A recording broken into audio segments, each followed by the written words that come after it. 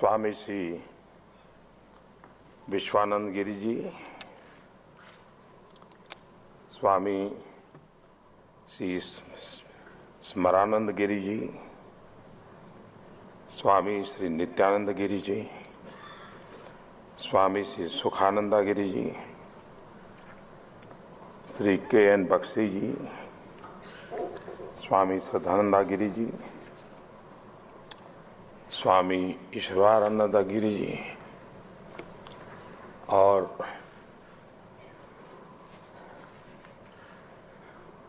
योगी परिवार के सभी महानुभाव,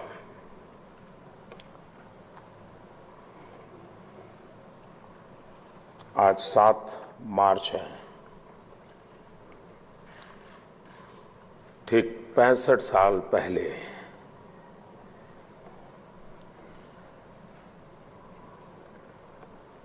एक शरीर हमारे पास रह गया और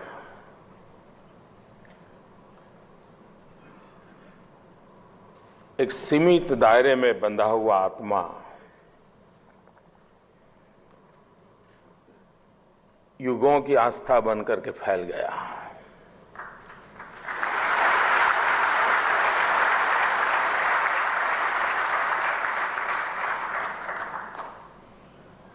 आज हम 7 मार्च को एक विशिष्ट अवसर पर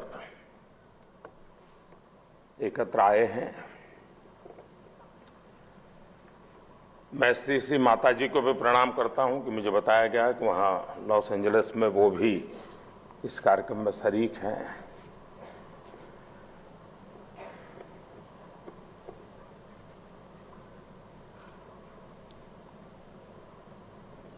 जैसा अभी स्वामी जी बता रहे थे कि दुनिया के 95% लोग अपनी मातृभाषा में योगी जी की आत्मकथा को पढ़ सकते हैं।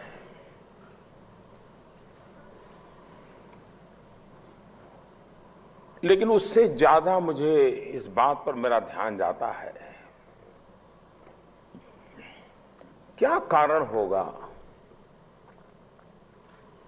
कि दुनिया में कोई इंसान जो न इस देश को जानता है, न यहाँ की भाषा को जानता है, न इस पहनाव का क्या अर्थ होता है ये भी जिसको पता नहीं, उसको तो कॉस्ट्यूम लगता है, क्या कारण होगा कि वो उसको पढ़ने के लिए आकर्षित होता होगा? क्या कारण होगा कि उसे अपनी मातृभाषा में तैयार करके औरों तक पहुंचाने का मन करता होगा? इस आध्यात्मिक चेतना की अनुभूति का ये परिणाम है कि हर कोई सोचता है कि मैं भी कुछ प्रसाद बांटूं। हम मंदिर में जाते हैं, थोड़ा सा भी प्रसाद मिल जाता है तो घर जाकर के थोड़ा थोड़ा भी जितने लोगों को बांट सके बांटते हैं। वो प्रसाद मेरी मालिकी नहीं है, नहीं मैंने उसको बनाया है, लेकिन ये कुछ पवित्र है, मैं बांटता हूं तो मुझे एक संतोष मिलता है। योगी जी ने जो किया है, हम उसे प्रसाद रूप लेकर के बांटते चले जा रहे हैं और एक भीतर के आध्यात्मिक सुख की अनुभूति कर रहे हैं।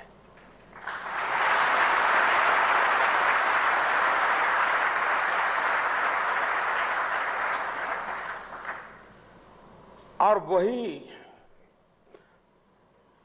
मुक्ति के मार्ग वगैरह की चर्चा तो हमारे यहां बहुत होती है। एक ऐसा भी वर्ग है कि जिसकी सोच है कि इस जीवन में जो है सो है, कल किसने देखा है। कुछ लोग हैं जो मुक्ति के मार्ग को प्रशस्त करने का प्रयास करते हैं, लेकिन योगी जी की पूरी यात्रा को देखें तो वहां मुक्ति के मार्ग की नहीं, अंतर यात्रा की चर्चा है। आप भीतर कितने जा सकते हो, अपने आप में समाहित कैसे हो सकते हो। प्रकृतिगत विस्तार स्वभाव है।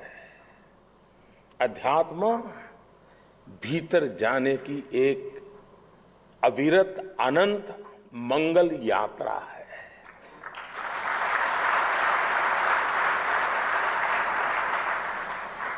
और इस यात्रा को सही मार्ग पर, सही गति से, उचित गंतव्य पर पहुंचाने में हमारे ऋषियों ने, मुनियों ने, आचार्यों ने, भगवंतियों ने, तपस्वियों ने एक बहुत बड़ा योगदान किया है। और समय समय पर किसी न किसी रूप में ये परंपरा आगे बढ़ती चली जा रही है।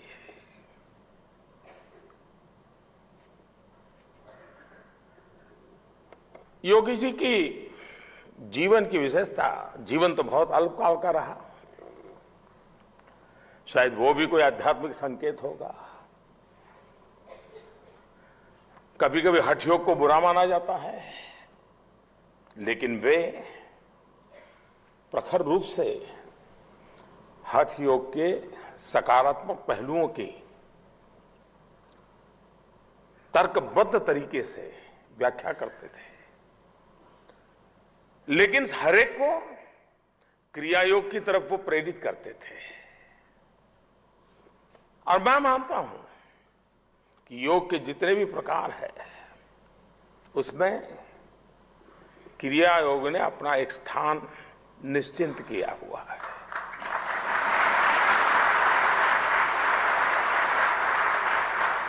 जो हमें हमारे अंतर की ओर ले जाने के लिए जिस आत्मबल की आवश्यकता होती है,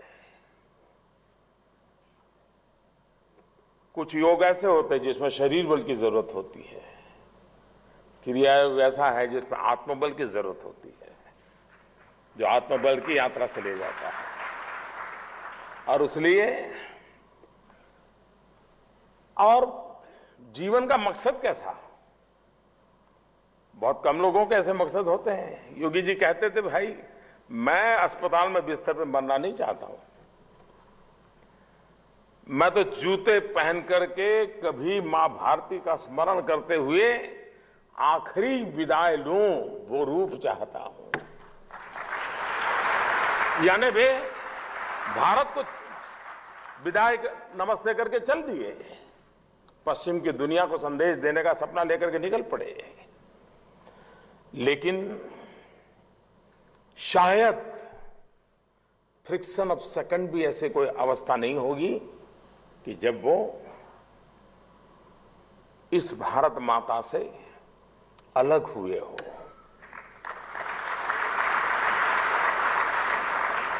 मैं कल काशी में था, बनारस से ही मैं आज रात को आया, और योगी जी के आत्मकथा में बनारस में उनका लड़कपन की बातें बड़ी भरपूर मात्रा में है।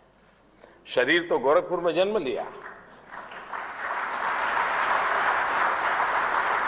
लेकिन बचपन बनारस में बीता, और वो मां गंगा और वहां की सारी परंपराएं, उस आध्यात्मिक शहर की उनके मन पर जो असर थी, जिसने उनके लड़कपन को एक प्रकार से सजाया, संवारा, गंगा की पवित्र धारा की तरह उसको बहाया, और वो आज भी हम सबके भीतर बह रहा है।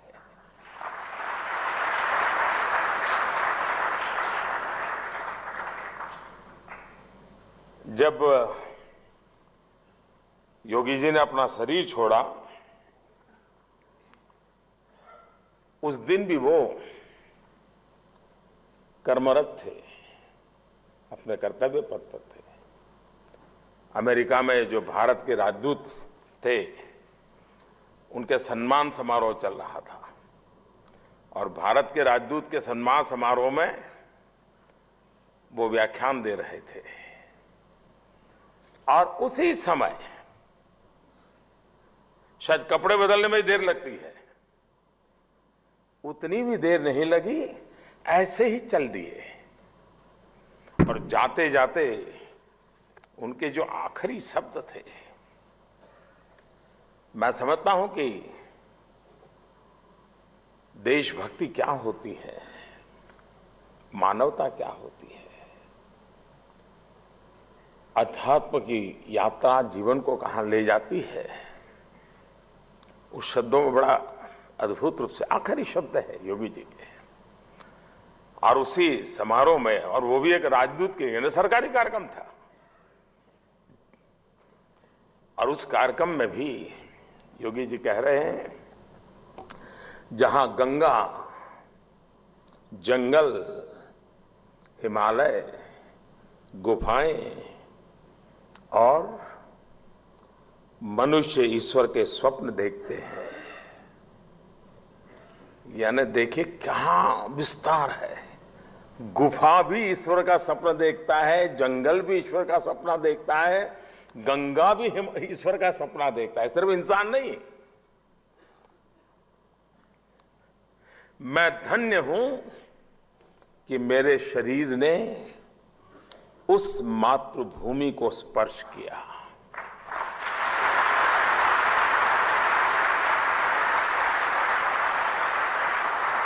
जिस शरीर में वो विराजमान थे, उस शरीर के द्वारा निकले हुए आखिरी शब्द थे।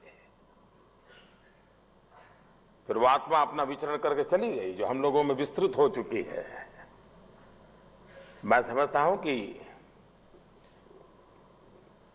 एकात्म भाव, आदि शंकर ने अद्वैत के सिद्धांत की चर्चा की है। जहां द्वैत नहीं है वही अद्वैत है, जहां मैं नहीं, मैं और तू नहीं, वही अद्वैत है। जो मैं हूं और वो ईश्वर है वो नहीं मानता, वो मानता है कि ईश्वर मेरे में है, मैं ईश्वर में हूं, वो अद्वैत है। और योगी जी ने भी अपने एक कविता में बहुत बढ़िया ढंग से इस बात को, वैसे मैं इसको उसमें लिखा तो नहीं गया है, लेकिन मैं जब उसका इंटरप्रिटेशन करता था, जब भी पढ़ता था, तो मैं इसको अद्वैत के सिद्धांत के साथ बड़ा निकट पाता था। और उसमें योगी जी कहते हैं, ब्रह्म मुझ में समा गया, मैं ब्रह्म में समा गया। अब ये अपने आप में अद्वैत का सिद्धांत का एक सरल रूप है। ब्रह्म मुझ में समा गया, मैं ब्रह्म में समा गया, ज्ञान, ज्ञाता, ज्ञेय सबके सब एक हो गए।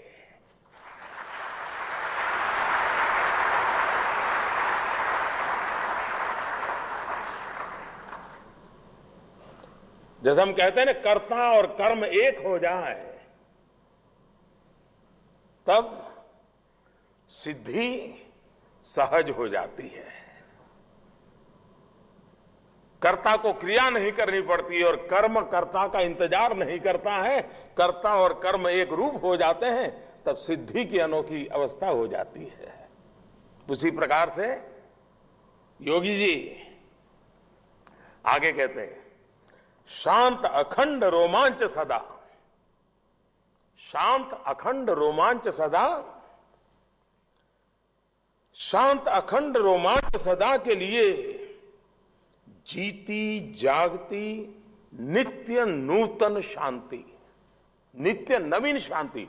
यानी कल की शांति आज शायद काम ना आए, आज मुझे नित्य नूतन नवीन शांति चाहिए। और इसलिए यहां स्वामी जी ने आखिर में अपने शब्द कहे, ओम शांति शांति। ये कोई प्रोटोकॉल नहीं है, एक बहुत तपस्या के बाद की हुई यात्रा की परिणति का एक मुकाम है। तभी तो ओम शांति शांति शांति की बात आती है। समस्त आशा और कल्पनाओं से परे, समस्त आशाओं और कल्पनाओं से परे आनंद देने वाला समाधि का परमानंद।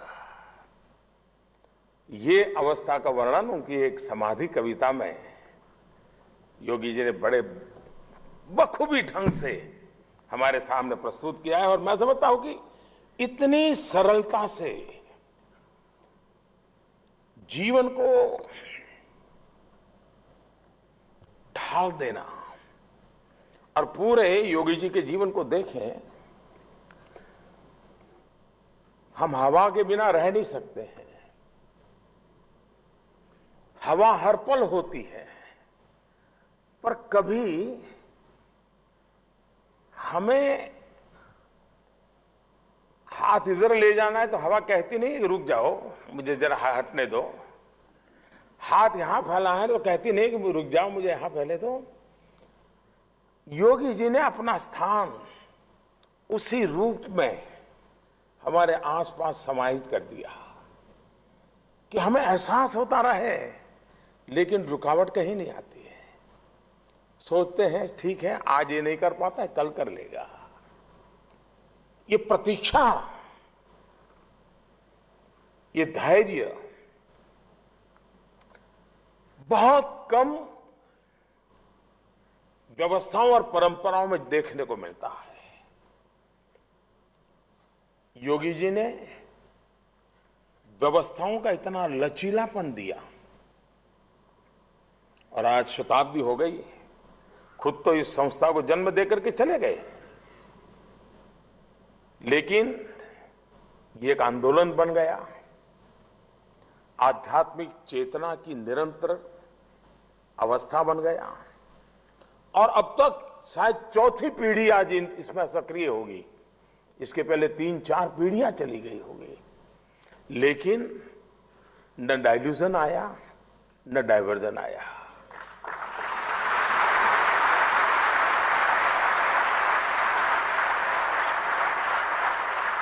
अगर संस्थागत मोह होता, अगर व्यवस्था केंद्रीय प्रक्रिया होती, तो व्यक्ति के विचार, प्रभाव, समय, इसका उस पर प्रभाव होता। लेकिन जो आंदोलन कालातीत होता है, काल के बंधनों में बंधा नहीं होता है, अलग अलग पीढ़ियां आती हैं, तो भी व्यवस्थाओं को न कभी टकराव आता है, न दुराव आता है। वो हल्के फुल्के ढंग से अपने पवित्र कार्य को करते रहते हैं। योगी जी का एक बहुत बड़ा एक कंट्रीब्यूशन है कि एक ऐसी व्यवस्था देकर के गए, जिस व्यवस्था में बंधन नहीं है, तो भी जैसे परिवार का कोई संविधान नहीं है, लेकिन परिवार चलता है। योगी जी ने भी इसकी ऐसी व्यवस्था रची कि जिसमें सहज रूप से प्रक्रियाएं चल रही है। उनके बाहर जाने के बाद भी वो चलती रही, और आज उनके आत्मिक आनंद को पाते पाते हम लोग भी इसको चला रहे हैं। मैं समझता हूं ये बहुत बड़ा योगदान है।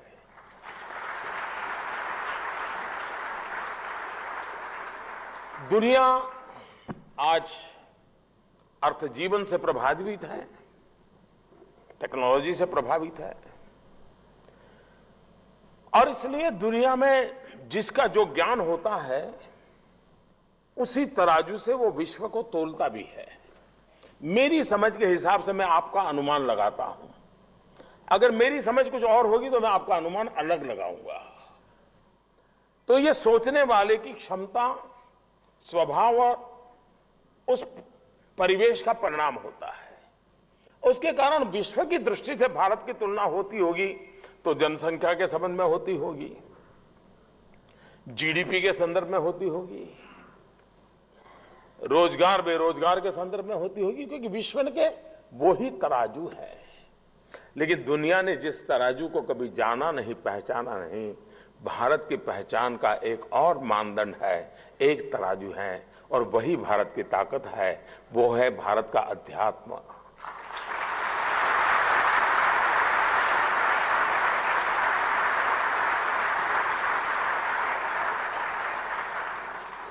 देश का दुर्भाग्य है कि कुछ लोग अध्यात्म को भी रिलीजन मानते हैं, ये और दुर्भाग्य है। धर्म, रिलीजन, संप्रदाय, ये और अध्यात्म बहुत अलग है। और हमारे पूर्व राष्ट्रपति अब्दुल कलाम जी बार बार कहते थे कि भारत का आध्यात्मिकरण यही उसका सामर्थ्य है और ये प्रक्रिया निरंतर चलती रहनी चाहिए।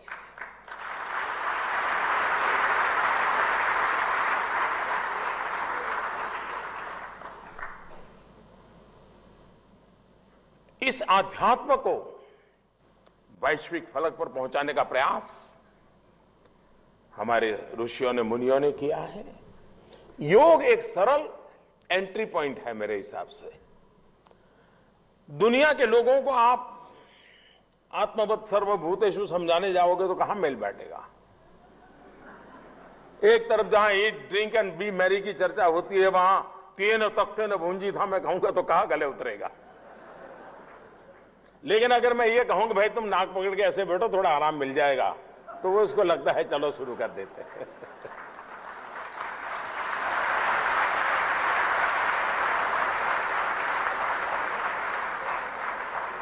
तो योग जो है वो हमारी आध्यात्मिक यात्रा का एंट्रेंस पॉइंट है।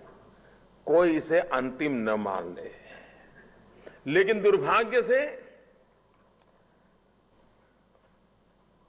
धन बल की अपनी एक ताकत होती है, धन वृत्ति भी रहती है और उसके कारण उसका भी कॉमर्शलाइजेशन हो रहा है। इतने डॉलर में इतनी समाधि होगी, ये भी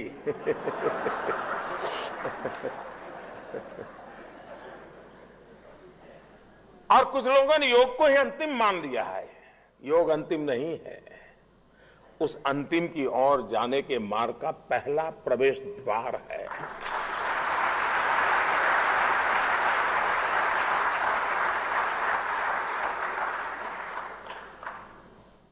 और कहीं पहाड़ पर हमारी गाड़ी चढ़ानी हो तो बहुत धक्के लगाते हैं, गाड़ी बंद हो जाती है। लेकिन एक बार चालू हो जाए तो फिर गति पकड़ लेती है। योग का एक ऐसा एंट्रेंस पॉइंट है कि एक बार पहली बार उसको पकड़ लिया, निकल गए, फिर तो वो चलाता रहता है। फिर ज्यादा कोशिश नहीं करनी पड़ती है, वो प्रक्रिया ही आपको ले जाती है जो क्रिया योग होता है।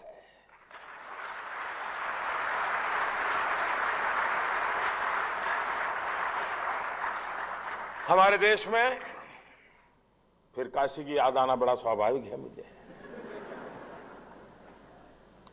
संत कबीरदास, कैसे हमारे संतों ने हर चीज को कितनी सरलता से प्रस्तुत किया है। संत कबीरदास ने एक बड़ी मजेदार बात कही है और मैं समझता हूं वो योगी जी को पूरी तरह लागू होती है। उन्होंने कहा है, अवधूता युगन युगन हम योगी, आवई ना जाए मिटई ना कबहू, सबद अनाहत भोगी। सबद अनाहत भोगी। कबीरदास कहते हैं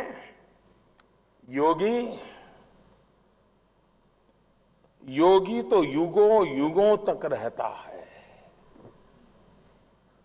न आता है न जाता है, न ही मिटता है।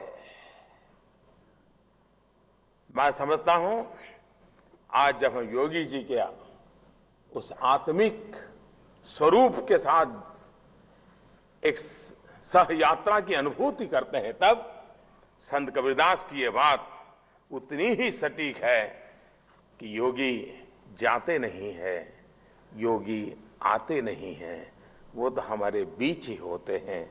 उसी योगी की कृपा करते हैं। उनको नमन करते हुए आपके बीच इस पवित्र वातावरण में कुछ पल बिताने का मुझे सौभाग्य मिला। मुझे बहुत अच्छा लगा। मैं फिर एक बार योगी जी की इस महान परंपरा को प्रणाम करते हुए सब संतों को प्रणाम करते हुए और इस आध्यात्मिक यात्रा को आगे बढ़ाने में प्रयास करने वाले हर नागरिक के प्रति आदर भाव व्यक्त करते हुए मेरी वाणी को विराम देता हूं। धन्यवाद।